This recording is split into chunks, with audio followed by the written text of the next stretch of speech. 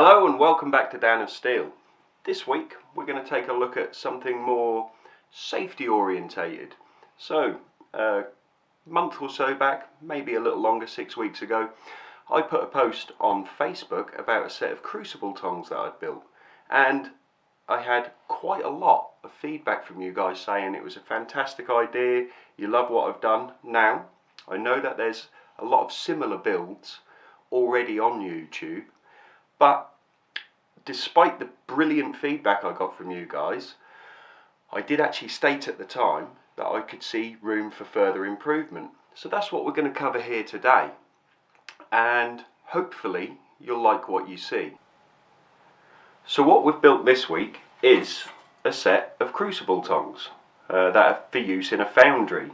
Some of you would call this process smelting. It has many names, but essentially what I've tried to do here is take an existing idea and put the Dan of Steel, make it real twist on things to add additional what I believe is safety elements to the entire process. So many of you may or may not be aware that when you use a crucible, I personally use graphite silicon crucibles, and they require to be picked up out of the foundry, and of course they are incredibly hot, so you need specific tooling for it. And generally what you'll find is a product such as this with a set of tong jaws, and these tong jaws will latch around the crucible and allow you to remove it from the foundry safely. Now, a lot of the products that are on the market at the moment are two-step systems. So you'll have a set of tongs that will remove the crucible from the foundry. You will then put another set of tongs, or lay the crucible down, put another set of tongs on, and use those tongs to pour. Well, in the interest of safety and reduce risk of spilling these red hot molten materials, a lot of us have already decided that it would be best to have an all-in-one remedy to this situation. So there are multiple versions of this that already exist. However, because I like to be a little bit more efficient in the way I work, I came to realise that the tongs that I'd made, although were brilliant for my 4 kilogram crucibles, I couldn't use them for anything bigger. And of course, it's great to have options in life. So I got some head scratching, did a little thinking, and this is what I came up with. So first thing you'll notice is I've got a pouring handle here, so that as I bring the crucible up out of the foundry, I can pour. One other thing I think is very important is the ability to be able to lock the handles in place so that the crucible cannot exit from the bottom here out of the jaws. So that's where I come to my very simple, very easy mechanism. And essentially all you need to do is in the lower arm cut a hole in, and in the top arm cut a hole in the top arm and a slot in the bottom arm, and that gives us adjustability now, something that we hadn't actually seen before. So with this loose, as you can hopefully see on camera there, I can now go from quite a large crucible down to my standard 4 kilogram crucible, and it makes the whole system a lot safer.